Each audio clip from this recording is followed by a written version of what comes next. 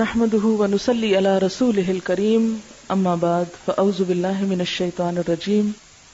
بسم الله الرحمن الرحيم رب اشرح لي صدري ويسر لي امري واحلل عقدة من لساني يفقهوا قولي۔ پھر اسی طرح رات کو نیند میں گھبراہٹ کی دعا، یعنی یا نیند آئے نہ یا نیند کے اندر انسان خوف کھائے یا اسے گھبراہٹ شروع ہو جائے تو اس کے بارے میں خالد بن ولید روایت کرتے ہیں کہ میں رات کو نیند میں گھبرا جایا کرتا تھا۔ پھر میں نبی صلی اللہ علیہ وسلم کے پاس حاضر ہوا تو میں نے عرض کیا، میں رات کو نیند میں ڈر جاتا ہوں تو میں اپنی تلوار اٹھا لیتا ہوں اور جو چیز سامنے آتی ہے اسے تلوار سے مار ڈالتا ہوں۔ تو رسول اللہ صلی اللہ علیہ وسلم نے فرمایا، کیا میں تمہیں وہ کلمات نہ سکھاؤں جو مجھے روح الامین نے سکھائے ہیں، یعنی جبریل امین نے؟ کہو، اعوذ بکلمات اللہ التامات التی لا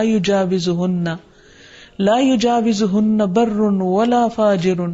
من شر ما ينزل من السماء وما يعرج فيها ومن شر فتن اللیل والنہار ومن كل طارق الا طارقا يترك بخير یا رحمن۔ اعوذ بکلمات اللہ التامات التی لا یجاوزہن بر ولا فاجر من شر ما ينزل من السماء وما يعرج فيها ومن شر فتن اللیل والنہار ومن كل طارق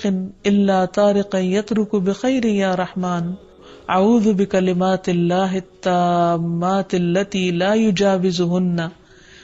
یجاوزہن بر ولا فاجر من شر ما ينزل من السماء وما يعرج فيها ومن شر فتن اللیل والنہار ومن كل طارق الا طارقا يترك بخير یا رحمن۔ میں اللہ کے تمام کلمات کے ذریعے پناہ مانگتا ہوں جن سے آگے نہ کوئی نیک اور نہ کوئی فاجر بڑھ سکتا ہے،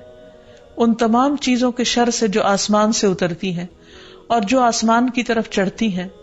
اور رات اور دن کے فتنوں کے شر سے، اور رات کو ہر آنے والے کے شر سے، سوائے اس کے جو خیر کے ساتھ آئے، اے نہایت رحم کرنے والے۔